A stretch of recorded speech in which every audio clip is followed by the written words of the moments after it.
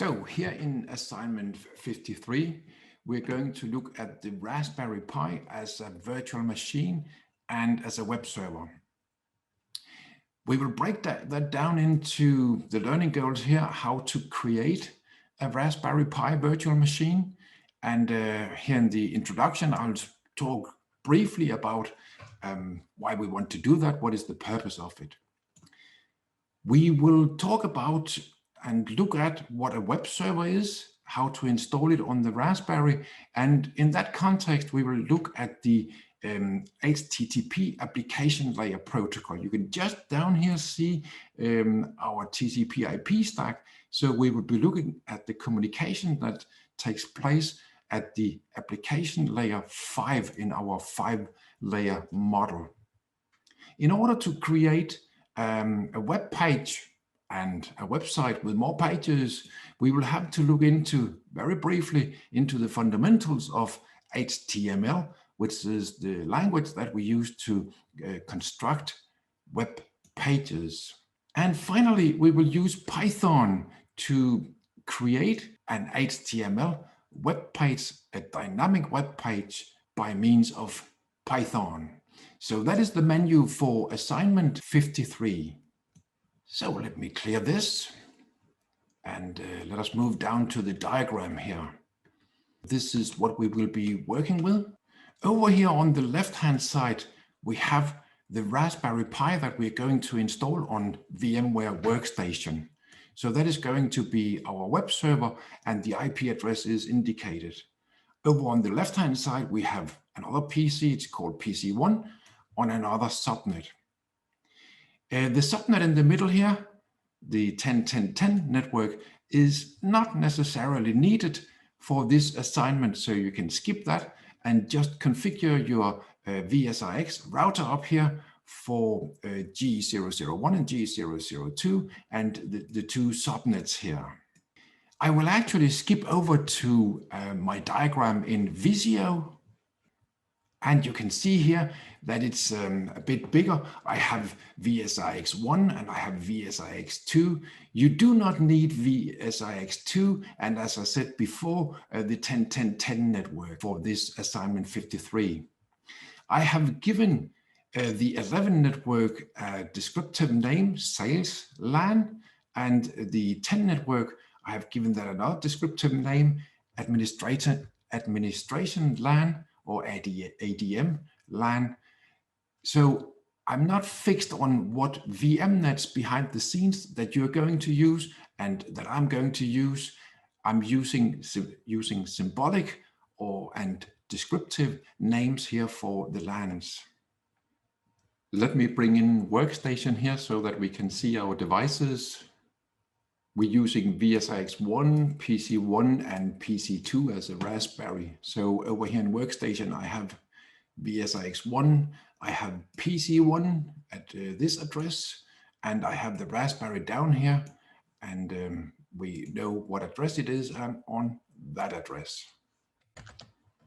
I have installed a web server over on my Raspberry, and that web server will serve web pages, and I want to be able to fetch them over from PC1. So what I will do here is, over on PC1, I'll make a request over to the Raspberry web server for the web page, and the PC2, the Raspberry, will send that web page back to PC1.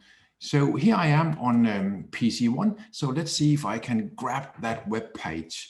I will open the browser, the web browser over here, which is Mozilla Firefox. Here we are. And what I will do here, I will type in the IP address of my web server.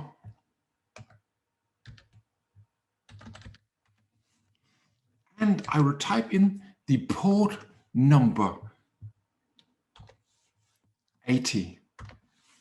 And here we are. I have installed the Nginx web server over on PC2 on the Raspberry, and the Nginx is now serving its welcome page back to PC1. What happened here actually was that PC1 sent the request over to its default gateway, the router VSIX1, and the router VSIX1 routed the request onto the 11 network down to PC2. PC2 sent the request to its default gateway on the VSIX1, and the VSIX1 routed the web page, the answer, back to PC1. I have actually installed another web server over on the Raspberry. Here I have installed the Python default test web server, and I have made a small test page on that Python web server. So let's see if we can fetch that web page from PC1 and make PC2 send it back to PC1. What I will do here is I'll put in here the port number for where my Python web server is listening for incoming request for web pages. And there we go. This is my test page over on PC2. Every time I click update here, my Python web server will send me back a new number here. That is what I have programmed over on PC2. So let's test that out a couple of times. You can see here the number is changing, served back as a dynamic web page from PC2 to PC1. Over on the Raspberry, we will also be looking at the application layer communication. And I have already done some work here. So this is what we will dive into. We have our HTTP protocol, application layer protocol running here. So that is what is running between PC1 and PC2 at the application layer on these two devices. We will dive into that and see what it is. So why do we want to have a Raspberry virtual machine in our VMware workstation? Well, from my point of view, it is in order to get used to the Raspberry ecosystem or the Raspberry operating system.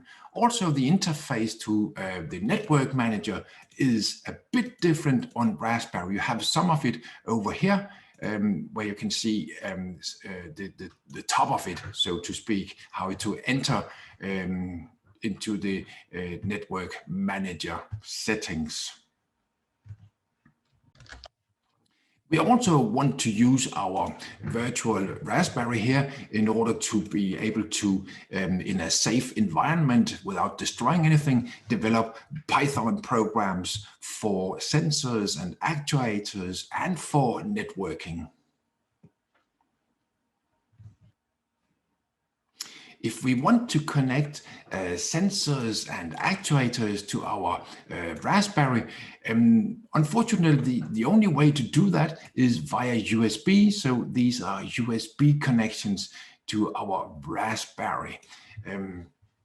We do not have access to the GPIO on our virtual Raspberry, unfortunately. So that will have to go over USB.